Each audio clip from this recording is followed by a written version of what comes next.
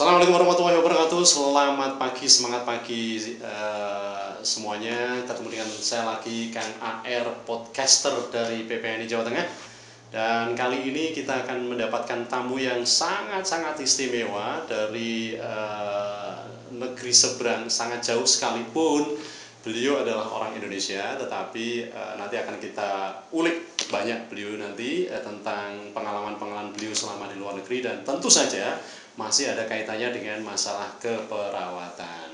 Oleh karena itu kita coba berbincang-bincang dengan beliaunya. Selamat sore, Mas Wanto ya panggilannya. Selamat sore juga Pak. Terima kasih. Oke, apa kabar? Baik. Alhamdulillah ya, bisa ketemu ya. Sekalipun ini mungkin barangkali tiba-tiba ya, hanya Tuhan yang Maha Kuasa yang bisa menemukan kita di sini. Baik Mas, ini adalah podcastnya Provinsi Jawa Tengah, PPNI Jawa Tengah. Dan kali ini kita akan coba berbincang-bincang tentang pengalaman Mas Wanto ya, Franciscus Xaverius Siswanto Suwanto, yang panggilan akrabnya adalah Mas Wanto. Beliau asli Temanggung dan kemudian sudah lama, ini perlu saya sampaikan, beliau sudah cukup lama di luar negeri, tepatnya di Kuwait selama 13 tahun menjadi perawat di sana, dan bahkan beliau sudah menjadi PNS-nya ya, PNS-nya Kuwait. Baik Mas, mungkin bisa sedikit tentang Mas Wanto itu siapa, monggo silakan. Terima kasih. Perkenalkan, nama saya Franciscus Xaverius Suwanto, bisa dipanggil Wanto. Saya kerja di Kuwait seperti yang disampaikan tadi, menjadi PNS di Kuwait. Susah menjadi PNS di sini, akhirnya hijrah ke Kuwait Pak. Kok tiba-tiba punya rencana ke Kuwait itu, asal muasalnya seperti apa sih Mas? Sebetulnya itu cita-cita awal dari saya waktu saya lulus SPK. Saya lulus harus pokoknya ke luar negeri. Oh iya, dulu dari SPK ya? SPK ya. Tahun berapa itu SPK-nya? SPK saya lulus tahun 92. Ya. Kemudian sempat bekerja ikatan dinas di Yogyakarta 2 tahun. Kemudian saya merantau jauh ke Jakarta, karena Jakarta katanya tempat untuk mencari uang. Saya kerja di sana di Bekasi hanya kuat 3 bulan. Kemudian saya balik lagi, akhirnya nganggur di rumah, lontang-lantung hanya menjadi lontang-lantung. Terus kemudian saya mencoba, ada lamaran itu kerja di Siloam Hospital, waktu itu adalah rumah sakit PMA pertama di Indonesia. Di sana saya diterima. Kemudian saya bekerja di sana lebih kurang 11 atau 12 tahun di ICU. Awalnya di ICU, kemudian saya lebih tertarik lagi ke suatu bidang yang belum saya geluti, yaitu di cath lab. Cath lab ya. Di Kuwaitnya ya. Oke, tapi di Kuwaitnya itu dengan basic waktu itu adalah basic SPK ya. Waktu itu saya sudah sekolah. Sekolah lagi ya. Jadi setelah SPK kemudian diploma 3 mungkin. Iya, diploma 3. Oke, terus kemudian pada saat berangkat di Kuwait itu basic pendidikannya adalah diploma 3. Oke. Nah, kenapa kok Kuwait yang dipilih bukan yang lain, Mas? Sebetulnya itu saya pilihan yang penting bukan Kuwait, yang penting ke luar negeri Pak. Gitu ya. Tapi waktu itu saya punya teman yang banyak kerja di Kuwait. Saat itu satu rumah sakit juga ada yang kerja, resign dia, kemudian kerja di Kuwait.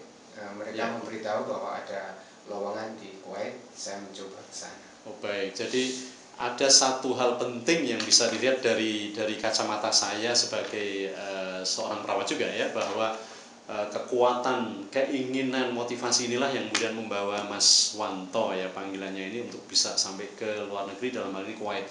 Tapi ngomong-ngomong sudah menjadi PNS-nya Kuwait ya? Iya. Bener nggak ya? Iya, betul gitu ya. Gimana prosesnya menjadi PNS-nya Kuwait gitu loh? Itu waktu itu memang saat itu ada agen ya istilahnya, ataupun biro di Jakarta yang sudah terkenal. Boleh saya sebutkan nggak Pak? Ya mungkin nggak usah saya ya. Nanti ada biro yang terkenal di sana, kemudian saya mendaftar. Setelah itu waktu itu adalah lowongan untuk di MOH atau Ministry of Health. MOH. Jadi, dari saat itu mungkin bisa dikatakan private to government ya. P2G. Oke. P2G. Kemudian saya di sana lolos semuanya, kemudian langsung bekerja di Ministry of Health di Kuwait. Nah, bisa masuk ke sana itu tentu saja ada proses seleksi gitu ya Mas ya. Bagaimana tuh seleksinya, gampang atau gimana ya? Mungkin Mas Wanto bisa memberikan satu informasi singkat lah pada adik-adik semuanya yang mungkin barangkali punya impian untuk keluar negeri, supaya mereka motivasinya menjadi lebih kuat ya. Gimana tuh seleksinya? Mungkin untuk teman-teman, untuk adik-adik perawat yang kepingin kerja di Kuwait, sebetulnya tidak sesulit yang dibayangkan, terutama untuk yang di Kuwait. Karena saat ini memang waktu itu di Kuwait hanya saya melakukan tes, itu adalah tes tulis, tes tulis, kemudian setelah lolos tes tulis ada tes wawancara. Tes wawancara pun juga tidak sesulit yang kita bayangkan. Pertama ditanya tentang pengalaman kerja di mana, terakhir pengalaman kerja di mana. Waktu itu saya di Catlab, ya udah pertanyaannya menjurus hanya spesifik di. Jadi kalau boleh saya simpulkan Mas, barangkali Mas Wanto ini kan punya background pengalaman kerja di Catlab ya. Mungkin teman-teman semuanya yang mungkin mau ke Kuwait atau dimanapun ya, saya rasa pengalaman atau semacam sertifikasi ini mungkin menjadi penting ya Mas ya. Bisa di ICU, bisa di UGD atau dimanapun, sehingga nanti pertanyaannya menjadi fokus ya Mas ya. Ya. Ini keren ini ya. Jadi Mas Wanto punya pengalaman di Catlab, dan sehingga nanti kalau wawancaranya itu tidak lagi bersifat umum, tapi lebih kepada sifatnya ke Catlab. Nah kalau sudah harian di Catlab ya ibaratnya orang sambil ngantuk pun bisa menjawab gitu ya Mas ya. Ya ini resmi ya Mas, P2G ya. Jadi ada memang pola P2G, P2P, G2G ya. Dan saat ini barangkali pola G2G sudah akan dibangun ya, sehingga akan muncul Mas Wanto banyak tidak hanya di Kuwait saya rasa. Mas, bicara di Kuwait ya, ini yang seringkali ditanyakan dalam tanda kutip adalah kalau kita sudah sampai di luar negeri, satu itu kan budaya beda, yang kedua adalah bahasa berbeda. Nah, untuk Mas Wanto sendiri itu untuk mengatasi dua persoalan ini gimana tuh? Ini kebanyakan akan sama ya. Waktu itu saya memang susah Pak. 1 minggu itu saya tidak bisa tidur 24 jam, jadi 7 kali 24 jam tidak bisa tidur. Itu memang dikatakan mungkin homesick ya, kangen keluarga. Apalagi waktu itu saya berani meninggalkan anak saya yang baru umur 14 hari. So sudah berkeluarga ya? Iya. Berani meninggalkan anak yang umur 14 hari Pak. Masya Allah ya. Ini sesuatu yang luar biasa demi untuk keluarga barangkali ya. Ya, setelah seminggu kemudian saya bisa beradaptasi, kemudian saya masuk ke kerja itu sebulan itu kita di training di namanya SDU, Staff Development Unit, atau kalau di rumah sakit apa ya namanya? Ya mungkin training awal untuk pegawai ya. Jadi masa adaptasi, orientasi semuanya, kemudian untuk orientasi tentang semuanya lah untuk rumah sakit, kemudian policy semuanya kita dijelaskan di situ. Setelah itu masuk ke ruangan. Saat itu saya, karena Catlab saat itu baru buka, belum banyak pasien, saya dititipkan sementara di emergency. Dan tidak ada perubahan yang signifikan antara kondisi di Indonesia dengan kondisi di Kuwait waktu itu ya. Kaitannya dengan Catlab barangkali. Ya, kalau dengan Catlab sama ya Pak. Tapi waktu di emergency memang sedikit agak kaget sedikit ya, karena harus berhadapan dengan culture yang berbeda ya. Kemudian kita juga bekerja dengan teman-teman asing dari luar negeri, kebanyakan dari India, dari Arab, dari Filipina. Tapi setelah itu berjalannya waktu kita bisa menyesuaikan. Seperti di negara sendiri ya. Ini penting ya, untuk dicatat barangkali. Mas Wanto ini hanya butuh 1 minggu barangkali, itu pun karena ada catatan beliau sudah berkeluarga ya. Mungkin bagi yang tidak keluarga hanya masalah kangen dengan keluarganya, tetapi 1 minggu paling lama 1 bulan nanti adaptasi itu akan bisa diselesaikan dengan baik, dan setelah itu akan bisa membaur dengan baik, sekalipun di sekitarnya pasti tidak mungkin akan orang Temanggung semua kan. Ada orang India, ada orang Filipina, ada orang Kuwait sendiri dan seterusnya ya. Tapi every single thing is easy ya, mengalir begitu baik. Mas, Ya, ini keren ya. Terus kemudian yang sering kali juga ditanyakan oleh teman-teman yang mau keluar negeri pasti adalah ujung-ujungnya adalah ke masalah kesejahteraan. Nah, gimana tuh Mas di Kuwait? Ya, untuk kesejahteraan pertama kita kalau ada asuransi ditanggung di cover seluruhnya oleh Ministry of Health untuk Departemen Kesehatan di sana. Itu yang pertama. Kita sakit semua apapun ditanggung 100%. Kemudian untuk kesejahteraan yang lain seperti cuti, ya, kita mendapatkan cuti itu setahun 35 hari. Ya. Untuk awal-awal, setelah 5 tahun nanti ada perubahan lagi, ya. Tapi awal-awalnya 35 hari. Itu bisa diambil 30 ya. hari ataupun bisa dibagi menjadi 2, 15-15. Iya, 15-15 juga bisa. Yang pertama adalah annual leave, jadi memang benar-benar itu cuti. Kemudian yang kedua adalah emergency. Oke. Cuti emergency ini mungkin ada kaitannya dengan hal-hal yang sifatnya khusus ya. Iya. Dan pada saat cuti ini mungkin selama ini bisa dimanfaatkan oleh Mas Wanto. Satu di antaranya seperti hari ini. Iya. Betul ya. Oke, jadi jangan pernah merasa merasa kangennya nggak bisa ditahan, tapi pengalaman Mas Wanto di sini itu ternyata cuti sama lah ya, sama dengan di Indonesia, sehingga bisa kemudian menggunakan cuti ini untuk pulang ke Indonesia untuk bersama keluarga. Dan saya yakin Mas ya, keluarga pun juga suatu saat bisa diajak ke sana ya? Oh bisa, bisa Pak. Pernah punya pengalaman itu? Untuk saat ini karena belum pernah karena mungkin anak saya itu trauma dengan penerbangan. I see. Ya. Tapi kan teman-temannya Mas Wanto banyak. Ya. Dari keluarga kalau bisa membawa istri atau membawa suami, anak, kemudian orang tua. Nah, orang tua itu penting sekali mungkin buat yang beragama Muslim yang bisa diajak langsung ke umroh, dekat sekali dan murah. Ya, ini satu hal lagi ya, kalau ke Kuwait itu bisa mengajak keluarganya, bisa mengajak anaknya, bisa mengajak bapak ibunya, bisa mengajak saudaranya, ya. Dan yang paling penting adalah sekalipun di sana itu jauh, tetapi bisa bareng-bareng untuk umroh, gitu ya Mas ya. Wah, ini luar biasa nih ya. Jadi teman-teman nggak usah takut lah kalau ke luar negeri ya. Jadi selama ini yang merasa takut ke luar negeri nanti masalah bahasa, masalah kultur, kalau sudah sampai ke luar negeri biasanya hilang semuanya. Iya. Oke Mas, kemudian ini barangkali ini juga pertanyaan tadi, kesejahteraan tadi mungkin lebih ke arah yang lebih teknis ya. Gaji Mas, gimana tuh? Gaji untuk PNS ya di sana ya Pak ya. Untuk PNS di sana untuk yang fresh graduate sekarang itu sekitar 600. Kalau dikurskan dengan rupiah itu 1 rupiah, 1 dinar, Kuwait dinar ya di sana. Itu sekitar 48 atau kita bulatkan 50 kali 6 ya. Kali 6. Berarti 30 jeti. Iya, itu uang yang tidak sedikit teman-teman semuanya ya. Jadi ini baru fresh loh.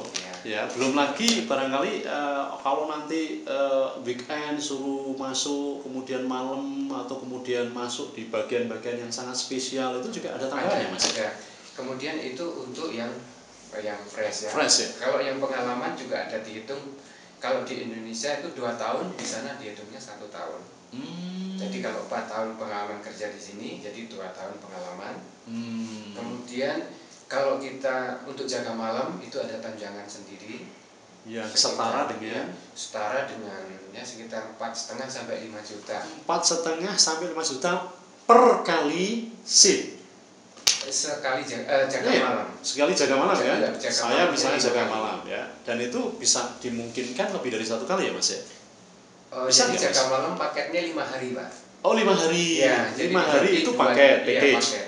Nah, 5 hari package itu dapat 4,5 sampai 5 juta. Oke, keren. Jadi kalau ini ya kalau kita main kalkulator insya Allah bisa sampai 50-an lah, 50 juta lah ya. Jadi kalau bicara masalah gaji, saya rasa teman-teman semuanya masih banyak kesempatan, silahkan ya, nggak usah berpikir 2 kali ya. Ya, kemudian berpikir yang penting kayaknya niat ya Mas ya. Niatnya harus keras dulu ya. Ya, jadi banyak sebenarnya di teman-teman yang ada di Indonesia ya, saya juga paham ya, tetapi karena niatnya itu kemudian menjadi kendor, tidak jadi keluar negeri gara-gara sebetulnya bukan persoalan kompetensi. Oke, Mas. Ya, itu luar biasa. Oke, silakan. Ya. Itu belum lagi ada tunjangan spesial, Pak. Spesial itu contohnya kalau kerja di ICU, ada tunjangan sendiri. Di emergency ada sendiri. Ya. Kemudian ada tunjangan yang lain seperti tunjangan kenaikan sembako di sana. Itu ada setiap 5 sampai 10 tahun. Kemudian ada tunjangan infeksi, ada tunjangan radiasi. Tentu saja diperoleh ketika posisinya memang sesuai dengan kondisi tadi ya. Iya, keren lah ya. Oke Mas, kalau untuk gini Mas, kan ada orang yang sambil bekerja di sana itu juga sambil meningkatkan level pendidikan formalnya. Ada kesempatan itu nggak Mas? Untuk yang di Kuwait, kebetulan kita juga punya DPP di sana Pak ya, DPP PLNP, DPP luar negeri Kuwait. PPNI luar negeri. Iya, PPNI luar negeri. Betul. Ya, saya juga menjadi anggota atau pengurusnya. Itu kita kerjasama dengan salah satu stikers di Indonesia. Nah, itu kita bisa melanjutkan pendidikan secara formal. Pendidikannya di Indonesia pada saat ketika cuti atau pendidikannya di sana kita online, tapi diwajibkan 2 minggu kalau bisa kita tatap muka. Tatap muka ya. Itu sudah kerjasama dengan salah satu. Tatap mukanya berarti di sana dong. Kita kuliahnya online tapi betul. pada saat cuti seperti ini. Kita boleh. Ya, saya punya pengalaman itu di Unimus kemarin ya. Jadi beberapa waktu yang lalu saya ketemu sama teman-teman yang sudah di Jepang. Itu juga melakukan pendidikan formal untuk lebih tinggi dengan cara kerjasama dengan salah satu institusi. Wah keren ya. Nah kalau naik pendidikannya pasti naik dong, kemudian salarinya. Itu butuh proses sebetulnya. Ya tapi kan kemungkinan bisa. Okay. Tapi butuh proses karena memang saat itu waktu kalau kita masuk ke Kuwait pakai ijazah D3, nanti kalau mau berubah ke S1 bisa, tapi prosesnya panjang. Oke, Mas, closing statement ya Mas ya, supaya teman-teman yang ada di Indonesia ini bisa tertarik ya, bisa di Kuwait, bisa di Amerika, bisa di Australia atau di United of Kingdom ya, UK atau everywhere lah ya. Jadi bukan berarti kita berpikir di Indonesia tidak berpikir tentang Indonesia kan, tapi ini sebuah kesempatan yang nanti bisa lebih baik ya. Closing statement mungkin dari Mas Wanto, silakan. Jadi kalau pengen bekerja ke luar negeri, yang pertama adalah niat. Niat, kemudian juga diikuti dengan support dari keluarga, dan keluarga mungkin juga istri atau orang tua. Kemudian kita juga punya tujuan di sana, punya goalnya apa, kita mau keluar negeri mau berapa tahun, harus punya goal. Kalau hanya untuk sekedar batu loncatan 2 tahun, ya tidak apa-apa sebetulnya. Yang penting niat, restu, kemudian punya tujuan. Niat, restu, punya tujuan. Wah keren banget nih ya. Saya lupa Mas, pengen tanya Mas, karena Kuwait kan identik dengan Muslim nih. Tapi Mas Wanto kan sepertinya Nasrani. Nasrani. Oke. Jadi Nasrani pun bisa ke sana kan? Bisa. Gak ada masalah kan? Bisa, tidak ada Oke ya. Baik Mas Wanto, terima kasih kehadirannya. Mudah-mudahan memberikan inspirasi buat teman-teman semuanya ya. Jangan lupa saudara sekalian, luar negeri sekarang, bekerja ke luar negeri adalah sebuah keniscayaan. Artinya apa? Setiap lulusan perawat, bahkan fresh graduate itu bisa ke luar negeri. Satu contohnya sore kali ini kita kedatangan tamu Mas Wanto yang luar biasa, dan beliau sudah pengalaman 13 tahun di Kuwait, dan tadi sudah dikatakan bahwa tidak lagi menjadi perawat biasa, tapi sudah menjadi PNS-nya Kuwait, luar biasa ya. Nah oleh karena itu 3 hal yang tadi disampaikan oleh Mas Wanto adalah yang pertama, kuatkanlah niatnya. Kemudian yang kedua adalah harus ada atau minta dukungan restu kalau yang sudah bersuami dengan suaminya, sudah beristri dengan istrinya, dengan keluarganya, dengan anaknya. Kalau yang belum masih jomblo ya, paling enggak dengan orang tuanya. Dan yang ketiga yang penting adalah harus punya tujuan. Demikian saudara sekalian, terima kasih Mas Wanto atas kehadirannya. Mudah-mudahan ini menjadi inspirasi buat kita semuanya. Terima kasih. Assalamualaikum warahmatullahi wabarakatuh. Kang AR dan Mas Wanto sore kali ini. Sukses. Assalamualaikum warahmatullahi wabarakatuh.